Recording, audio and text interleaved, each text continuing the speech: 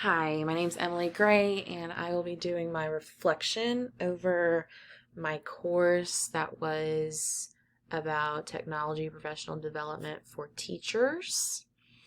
So I was able to get some of my teammates on my fifth grade team to go through and kind of review my course. I was able to get them to also complete a Google form where they were able to make any suggestions and give feedback.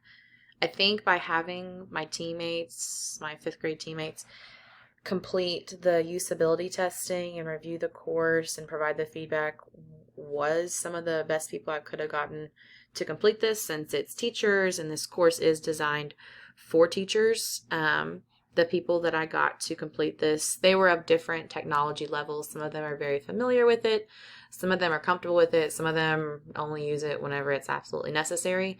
So by having the different technology levels throughout my peers, my teammates, I think that helped also give an accurate reflection of how this course is designed. So what I got back from them was that for the majority of the course, it's outlined relatively well. It's a simple breakdown. It's easy to go through it, which is good, especially since there will be people who could take this course and not be that familiar and comfortable with technology.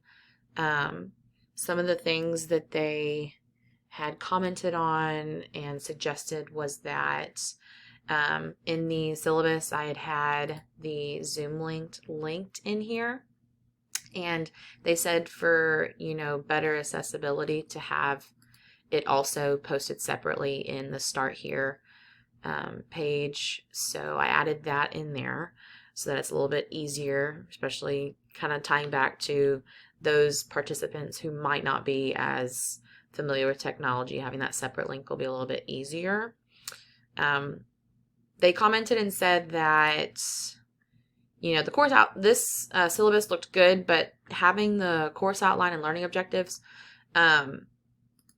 may be beneficial to have in there for those that want to view it. But they kind of commented that then them themselves wouldn't actually probably take the time to look through all of this. I left it in there though, just in case there are those who would want to look through it. Everybody is different. Some people might want to see this kind of breakdown, whereas other people, they may not, which is fine. I mean, it's there if they want to see it, and if they don't have to see it. Where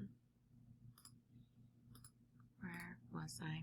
They also mentioned, for the modules, what I have is a kind of basic overview video for the different Google applications. And they recommended, even though that the videos that I had found were fine, the generic videos from YouTube, kind of demo how-tos, they recommended doing my own how-to videos. That way it's a little just more personal, and it can kind of go more in depth rather than just using other videos from YouTube. So I plan to do that. I think that is a good point to make, because usually if you're taking a course, you want to see that person instead of just someone random from YouTube.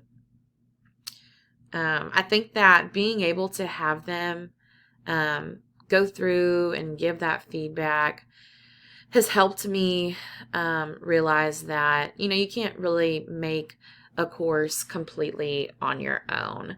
As I've been going through this, I mean, even having the feedback from, my class peers, and then, you, my instructor, I've gotten feedback from that. And even though I've, made this kind of semi-final product, it needs more revision after that. Like, it's important to have those stakeholders look through here so you can really actually see if it is designed in the best way possible.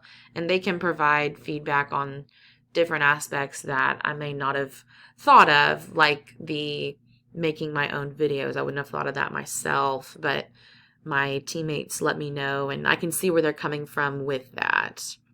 And so by making those changes, they're not super huge changes. The outcomes and the activities and assessment, they're all still going to be the same. It'll just be, maybe a little bit more user friendly, so that they can more effectively get to those outcomes and complete those activities in assessment.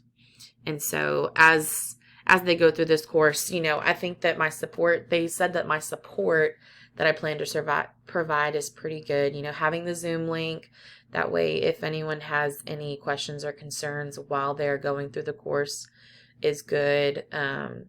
Having the how-tos, breaking it down, especially making my own, will help support the different teachers in this course.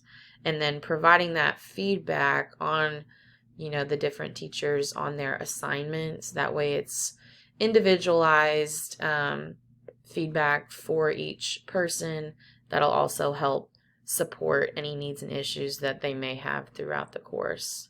And then providing, obviously, in the syllabus, my contact information.